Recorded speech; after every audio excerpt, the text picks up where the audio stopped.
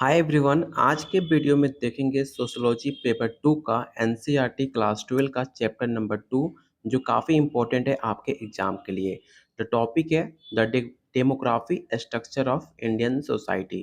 तो चलिए शुरू करते हैं आज का पहला क्वेश्चन। लेकिन उससे पहले अगर आप UPSC TRE 4 state second phase की तैयारी कर रहे हैं तो आपको कंप्लीट नोट्स दिया जा रहा है आपके सिलेबस के अकॉर्डिंग। जो भी सिलेबस में आपके जितने भी यूनिट्स टॉपिक्स दिए गए हैं वो सारे टॉपिक से हमने 2000 से ज़्यादा क्वेश्चन आंसर रेडी किया है। साथ में क्लास 11-12 का जो अभी हम क्लास 11-12 का चैप्टर वाइज क्वेश्चन आंसर कर रहे हैं वो आपको डिटेल मिलेगा। बीपीएससी टीआरई 3 में 20 से 25 क्वेश्चन आपको सिर्फ एनसीईआरटी से पूछे गए थे, इसलिए एनसीईआरटी काफ़ी ज़्यादा इंपॉर्टेंट हो जाता है। साथ में प्रीवियस ईयर क्वेश्चन जिससे आपको आइडिया लग सकता है क्वेश्चन का पैटर्न क्या रहता है, क्वेश्चन का लेवल क्या रहता है, और उस क्वेश्चन के पैटर्न पे और आपके सिलेबस के अकॉर्डिंग हमने 10 से ज़्यादा प्रैक्टिस सेट बनाए हुए हैं जिसे आप बेटर प्रैक्टिस कर सकते हो आपके आने वाले एग्जाम के लिए। ये सब कुछ मिलेगा सिर्फ 300 में। साथ में आपको गाइड भी किया जाएगा कैसे एग्जाम की तैयारी करनी है, किस टॉपिक पे ज़्यादा फोकस करना है, कैसे आप फर्स्ट अटेम्प्ट में पेपर क्वालिफाई कर सकते हो। मैंने खुद अपना पेपर क्वालिफाई किया हुआ है, तो आपको प्रॉपर गाइड भी किया जाएगा कि जैसे आप फर्स्ट अटेम्प्ट में आप भी पेपर क्वालिफाई कर सको। अगर आप इंटरेस्टेड हो लेने के लिए तो आज ही इस नंबर पे व्हाट्सअप करके इस कंप्लीट नोट्स को आप ले सकते हो जो डेली बहुत सारे बच्चे ले रहे हैं। तो चलिए शुरू करते हैं आज का पहला क्वेश्चन। भारत की जनसंख्या का किस वर्ष में जनसंख्या वृद्धि दर सबसे कम थी? ये सवाल काफ़ी इंपॉर्टेंट है। ये सवाल ऑलरेडी आपके जीके के पोर्शन में सवाल पूछा जा चुका है। पहला ऑप्शन है 1911, 1921, 1931 या 1941।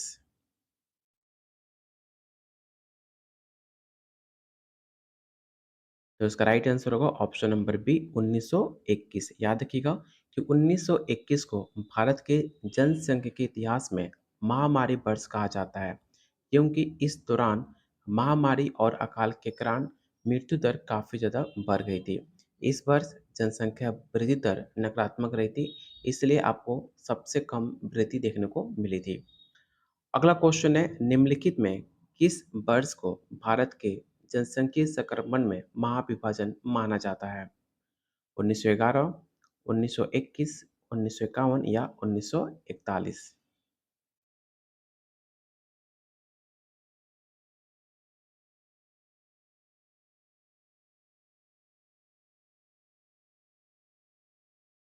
तो इसका राइट आंसर होगा ऑप्शन नंबर बी 1921। याद रखिएगा कि 1921 को जनसंख्यिकीय इतिहास में महान विभाजन कहा जाता है, क्योंकि इस वर्ष से पहले भारत की जनसंख्या स्थिर घट रही थी, जबकि इसके बाद जनसंख्या लगातार बढ़ने लगी। क्वेश्चन नंबर थर्ड है जनसंख्या संक्रमण के सिद्धांत के अनुसार समाज की आर्थिक स्थिति में सुधार के साथ जनसंख्या में कौन सा परिवर्तन होता है? इन ऑप्शन को देखिए और ध्यान से ऑप्शन को रीड कीजिएगा और बताइए क्वेश्चन थर्ड का राइट आंसर क्या होगा।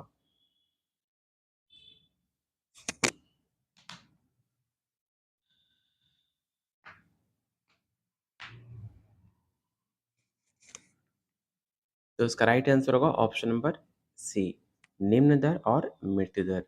जनसंख्या संक्रमण के सिद्धांत के अनुसार जब समाज की आर्थिक स्थिति में सुधार होता है तो आपका मृत्यु दर और जन्म दर दोनों घटने लगते हैं। इसकी जनसंख्या से वृद्धि की दर धीमी हो जाती है। क्वेश्चन नंबर फोर, भारत में जनसंख्या संक्रमण किस चरण में था? फर्स्ट स्टेज में, सेकेंड, थर्ड या फोर्थ?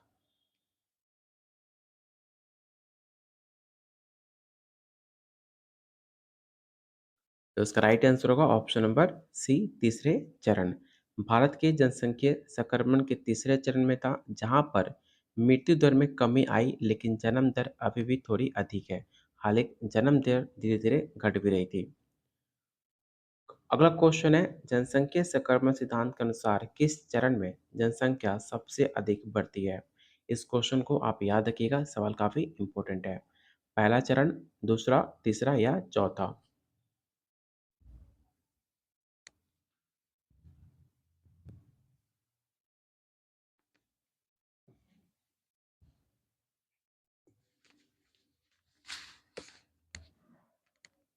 तो इसका राइट आंसर होगा ऑप्शन नंबर बी दूसरा चरण। जनसंख्या वृद्धि दर को किस प्रकार मापा जाता है? ये भी सवाल काफ़ी इम्पोर्टेंट है कि पॉपुलेशन ग्रोथ रेट को कैसे आप मेजर करते हो? पहला ऑप्शन है जन्म दर माइनस मृत्यु दर, जन्म दर प्लस मृत्यु दर, प्रवासन दर या लिंग अनुपात।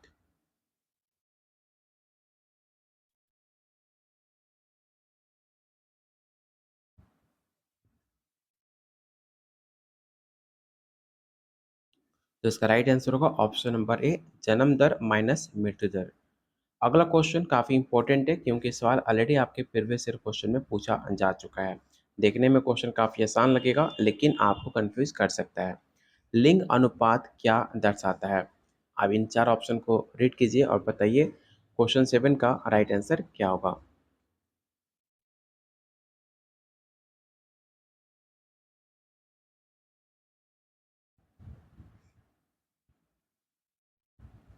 तो इसका राइट आंसर होगा ऑप्शन नंबर ए, प्रति हजार पुरुषों पर महिलाओं की संख्या। ज़्यादा डिटेल में आप पढ़ोगे तो लिंग अनुपात ये दर्शाता है कि प्रति हजार पुरुषों पर कितनी महिलाएं हैं। भारत में लिंग अनुपात काफ़ी असंतुलित है और पुरुषों की तुलना में महिलाओं की संख्या काफ़ी कम है। लेकिन जब आप 2035 के आगे जाओगे तो आपको ये अनुपात दोनों इक्वली मिलेगा और 2050 तक जाते जाते जस्ट अपोजिट आपका हो जाएगा, जहाँ पर महिलाएं की संख्या काफ़ी ज़्यादा हो जाएंगी और पुरुष की संख्या काफ़ी कम हो जाएगा, क्योंकि अभी जस्ट कुछ महीने पहले रिपोर्ट दर्ज की गई थी जहाँ पर मेल रेशियो काफ़ी कम हो रही है और फीमेल रेशियो काफ़ी बढ़ रहा है। इस वजह से ऐसा अनुमान लगाया जा रहा है कि 2050 में आते-आते इंडिया में जस्ट सेक्स अपोजिट हो जाएगा, मतलब कि फीमेल ज़्यादा हो जाएंगी और मेल जो है आपका कम हो जाएंगे। तो इसका right answer option number A होगा। भारत में सबसे कम लिंगानुपात वाला राज्य कौन सा है? केरल, हरियाणा, तमिलनाडु या पंजाब?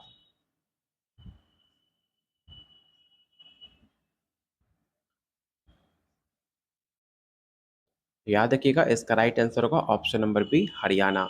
हरियाणा और पंजाब में लिंग अनुपात सबसे कम है। ये मुख्यतः पुत्र प्राथमिकता और लिंग चयन के कारण होता है, मतलब वहाँ के लोग हमेशा पुत्र को सोचते हैं कि मेरा बेटा पुत्र ही जन्म ले। ठीक है, वहाँ पर लड़कियाँ काफ़ी कम पसंद करते हैं क्योंकि वो इसलिए कि उनका एजुकेशन से काफ़ी दूर दूर का नाता रहा नहीं है पहले। क्वेश्चन नंबर 9 है, निम्नलिखित में कौन सा कारक भारत में उच्च जन्म दर का कारण नहीं है? ये भी सवाल काफ़ी बेहतरीन है। इन ऑप्शन को रीड कीजिए और बताइए क्वेश्चन 9 का राइट आंसर क्या होगा।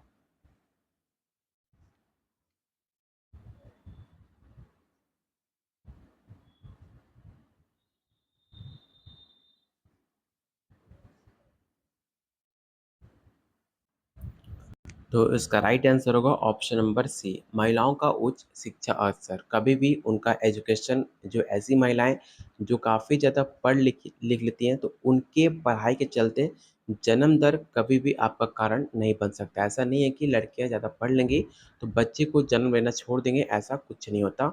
इसलिए ऑप्शन सी आपका राइट आंसर होगा क्योंकि आपसे नहीं पूछा गया था। क्वेश्चन नंबर 10 है, भारत में शिशु मृत्यु दर, जिसे आप इन्फेंट मोरालिटी के नाम से जानते हो, उसे आप कैसे मेजर करते हो? आपको बताना है इन चार ऑप्शन के अकॉर्डिंग।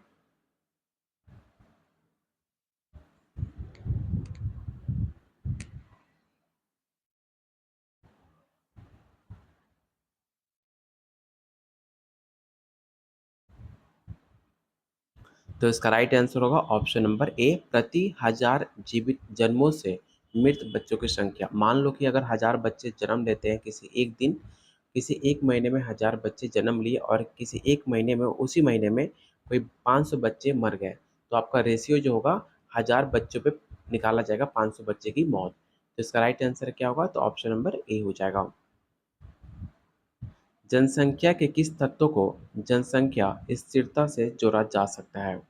उच्च जन्म दर, निम्न मृत्यु दर, स्थिर जन्म और मृत्यु दर या उच्च प्रवासन दर?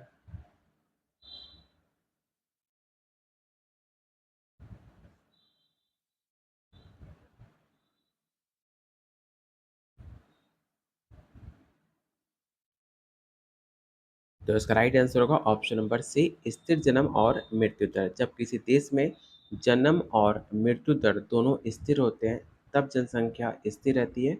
इसे जनसंख्या स्टेबिलिटी के नाम से जाना जाता है। क्वेश्चन नंबर 12, जनसांख्यिकीय प्रवासन को किस रूप में समझा जाता है?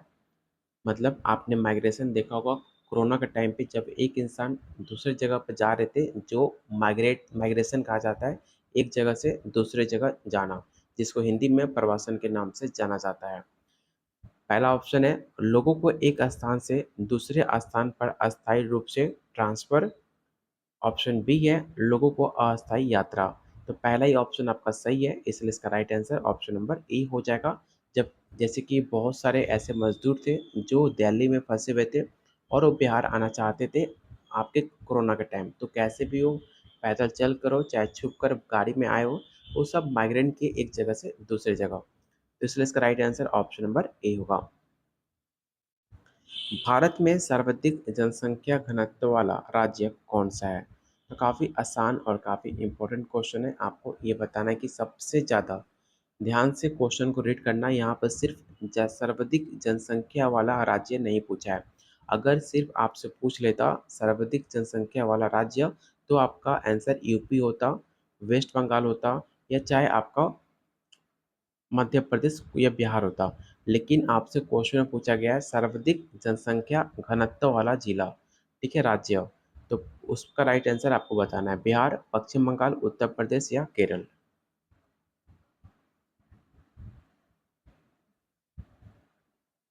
तो इसका राइट आंसर होगा ऑप्शन नंबर ए बिहार। अगर आपसे पूछे सर्वाधिक जनसंख्या, तो राइट आंसर यूपी मानना। अगर सर्वाधिक जनसंख्या घनत्व वाला मांगे तो आपका राइट आंसर अपना बिहार होगा। क्वेश्चन नंबर 14, जनसंख्या विस्फोट किस समय अवधि में भारत में सबसे अधिक देखा गया? 1941 से 1951, 1951 से 1981, 1981 से 2001 या 2001 से लेकर 2011।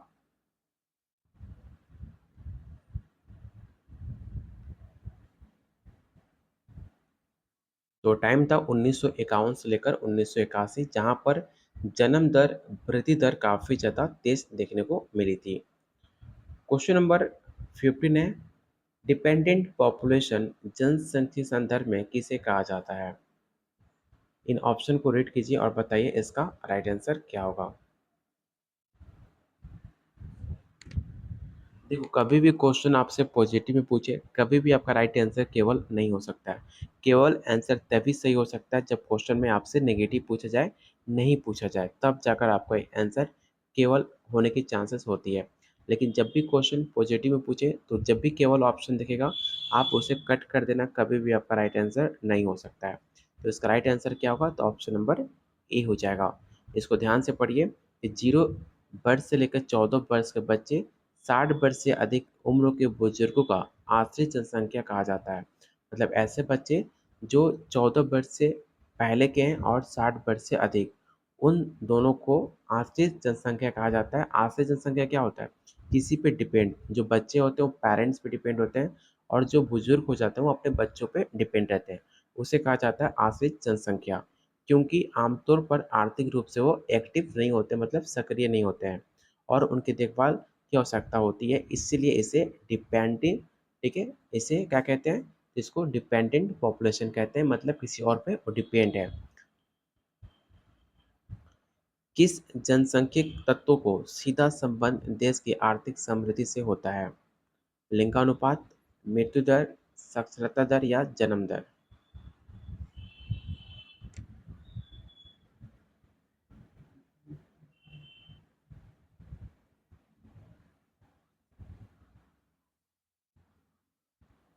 तो इसका राइट आंसर होगा ऑप्शन नंबर सी। याद रखना कि साक्षरता दर सीधा संबंध किसी देश की आर्थिक समृद्धि से होता है। उच्च साक्षरता दर वाली जनसंख्या अधिक उत्पादक और कुशल होती है, जो आर्थिक विकास में योगदान भी देती है। अगर अभी तक आपने टेलीग्राम ग्रुप को ज्वाइन नहीं किया है, तो इसको ग्रुप को जरूर ज्वाइन करना। यहाँ पे आपको पीडीएफ, क्लासेस के नोटिफिकेशन और BPSC TRE 4 state second phase का बहुत जल्द नोटिफिकेशन आने वाला है। तो उस सारे रिलेटेड आपको कोई भी अपडेट आती है, सारे ग्रुप में पोस्ट किए जाते हैं, तो ग्रुप को जरूर ज्वाइन करना, जिसका लिंक डिस्क्रिप्शन बॉक्स और कमेंट बॉक्स में पिन कर रखा हुआ है। तो इसका राइट आंसर मैंने आपको बता ही दिया है, सी होगा। क्वेश्चन नंबर 17 है 1970 के दशक में भारत में लागू की गई राष्ट्रीय जनसंख्या नीति का प्रमुख उद्देश्य क्या था? इस क्वेश्चन को याद रखिएगा और इन 4 ऑप्शन को रीड करके राइट आंसर आपको बताना है।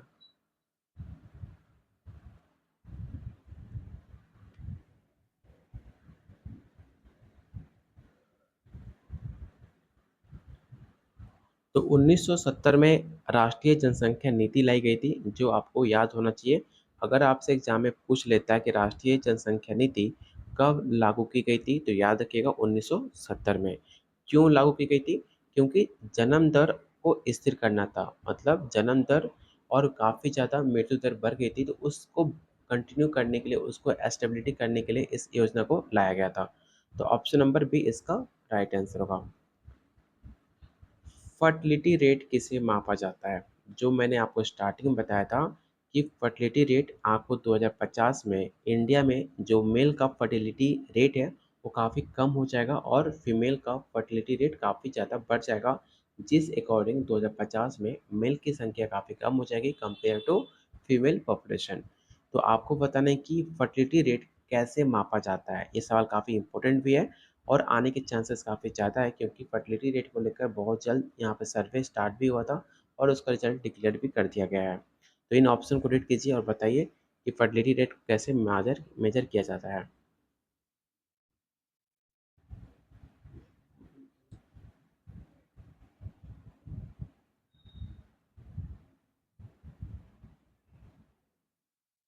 तो इसका राइट आंसर होगा ऑप्शन नंबर ए, एक महिला द्वारा औसतन पैदा किए गए बच्चों की संख्या। अगला क्वेश्चन है, भारत में शहरीकरण की प्रक्रिया के मुख्य कारण क्या है? ग्रामीण क्षेत्रों में रोजगार के अवसरों की कमी, ऑप्शन बी है बेहतर शिक्षा और स्वास्थ्य सुविधाओं की उपलब्धता, आधुनिक जीवन शैली की खोज, ऑप्शन डी है उपरोक्त में से सभी। तो इसका राइट आंसर होगा ऑप्शन नंबर डी। भारत में जनसंख्या घनत्व को किस प्रकार मापा जाता है? मतलब जो आपका पॉपुलेशन डेंसिटी है उसको कैसे मेजर किया जाता है? इस तरह का क्वेश्चन आपके एग्जाम में 1 से 2 सवाल आना हमेशा तय होता है, इसलिए इस सारे क्वेश्चन काफ़ी इंपॉर्टेंट है आपके एग्जाम के लिए। टोटल 30 क्वेश्चन है, तो सारे क्वेश्चन अटेम्प्ट जरूर करना। तो इसका जो राइट आंसर होगा ऑप्शन नंबर ए होगा, प्रति वर्ग किलोमीटर लोगों की संख्या। जैसे कि जनसंख्या घनत्व को प्रति वर्ग किलोमीटर क्षेत्र में रहने वाले लोगों की संख्या के रूप में माना जाता है। भारत की औसत जनसंख्या घनत्व विश्व के औसत से काफ़ी ज़्यादा अधिक है। मतलब कि जो आपका वर्ल्ड है, वर्ल्ड में जितना कम जगह में जितना लोग रहते हैं, उतना इंडिया जैसा कोई किसी भी अदर कंट्री में नहीं रहते हैं। अगर यहाँ पे इतना सारा जगह है, तो यहाँ पे बहुत सारे आपके इंडिया में आस-पास लोग रहने लगेंगे। लेकिन वही आपका विदेश है, तो वहाँ पे बहुत गैपिंग, मतलब काफ़ी डिस्टेंस रहता है एक दूसरे के प्रति। तो अगर आप मान लो कि अगर आपका अमेरिका है, तो अमेरिका में 1 किलोमीटर के अंदर सिर्फ 500 लोग रहते हैं, तो आपके इंडिया में 1 किलोमीटर के अंदर 1000 लोग रहते हैं। इसलिए मापा जाता है कि 1 किलोमीटर के अंदर कितने लोग घनत्व वाले आबादी रहती है। तो उम्मीद करता हूँ आपको बात समझ आई होगी। तो इसका right answer option number A होगा। डेमोग्राफिक डिविडेंड का लाभ किस अवस्था में मिलता है? इन ऑप्शन को रीड कीजिए और बताइए कि डेमोग्राफिक डिविडेंड लाभ किस अवस्था में मिलता है?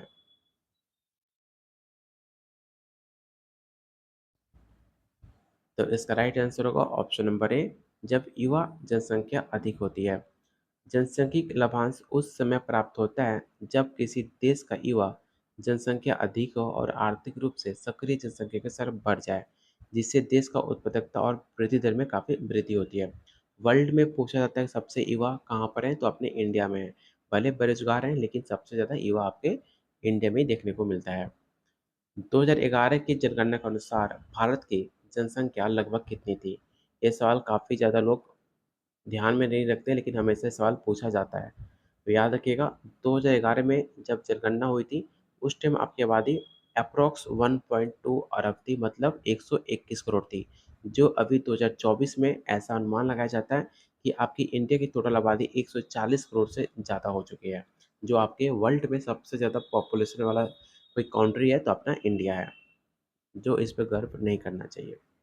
क्वेश्चन नंबर 23 है कि भारत में इन्फेंट मोरालिटी रेट सुधार लाने के लिए कौन सा प्रमुख कदम उठाया गया?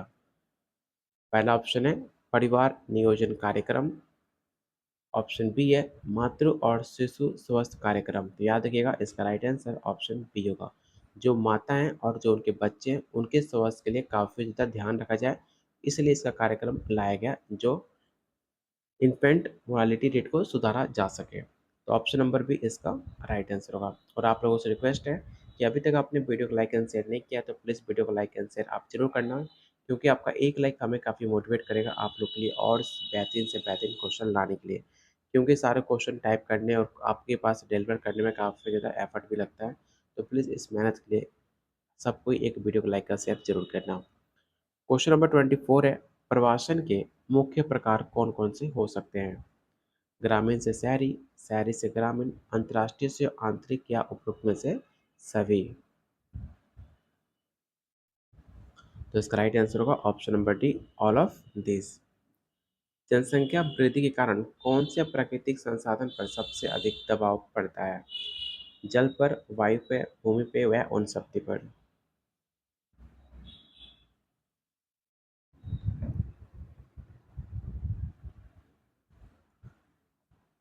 तो याद रखिएगा जनसंख्या जब वृद्धि होती है तो सबसे ज़्यादा प्राकृतिक संसाधन में किसी पर सबसे ज़्यादा दबाव पड़ता है वो है आपका जल। इसलिए आपने देखा होगा बहुत जगह पानी को लेकर काफ़ी ज़्यादा किल्लत होती है, पानी को लेकर बहुत ज़्यादा मौत हो जाती है, एक दूसरे को गला दाब देते हैं, बहुत जगह पानी पीने के लिए भी पानी अवेलेबल नहीं होता है। इसलिए कहा जाता है पानी को सेव वाटर, क्योंकि आने वाले जो कल हैं, जो आने वाले आपकी पीढ़ी हैं उनके लिए भी पानी बचाया जा सके। इसलिए इसका right answer option number A होगा। लिंग चयन और लिंगानुपात असंतुलन का मुख्य कारण किसे आप मानते हो? इन ऑप्शन को देखिए और बताइए इसका राइट आंसर क्या होगा।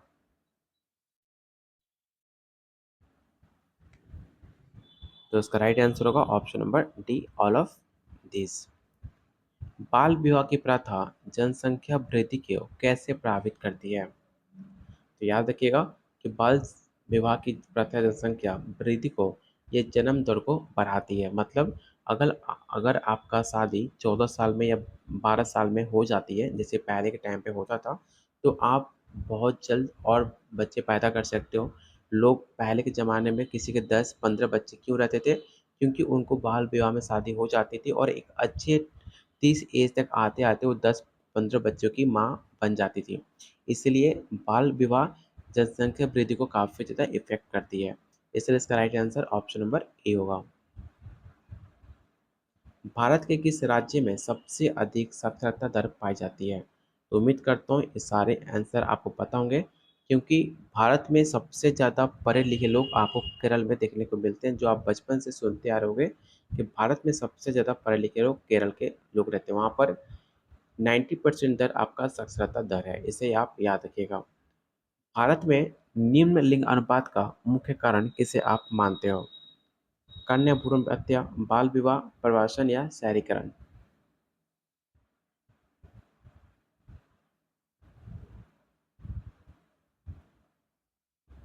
तो याद रखिएगा जो लिंग अनुपात अभी आप देखते हो कि मेल का संख्या 1000 है और फीमेल की संख्या 830 है, वो किस वजह से होता है? तो कन्या भ्रूण हत्या। बहुत सारे ऐसे घर हैं, ऐसे राज्य हैं जहाँ पर बेटी पैदा होती है तो उसको मार दिया जाता है, जिस वजह से लड़का और लड़की का सेक्स रेशियो उन दोनों में काफ़ी ज़्यादा अंतर देखने को मिलता है।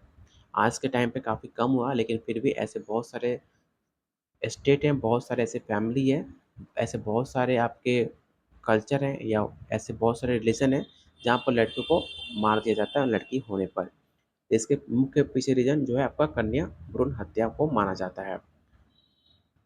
प्रवासन का सबसे प्रमुख सामाजिक कारण किसे आप मानते हो? रोजगार, शिक्षा, विवाह या बेहतर जीवन शैली। तो इसका राइट आंसर होगा ऑप्शन नंबर सी, विवाह। तो ये रहा आज का टॉप 30 क्वेश्चन चैप्टर 2 का। उम्मीद करता हूँ वीडियो पसंद आई होगी, तो प्लीज़ वीडियो को लाइक एंड शेयर करके आप हमारे मोटिवेशन को बढ़ा सकते हैं, जिससे आपको और बेहतर से बेटर प्रैक्टिस करने के लिए आपको चैप्टर वाइज हर एक क्वेश्चन आपको प्रैक्टिस कराया जाएगा जो आपके सिलेबस में मेंशन है।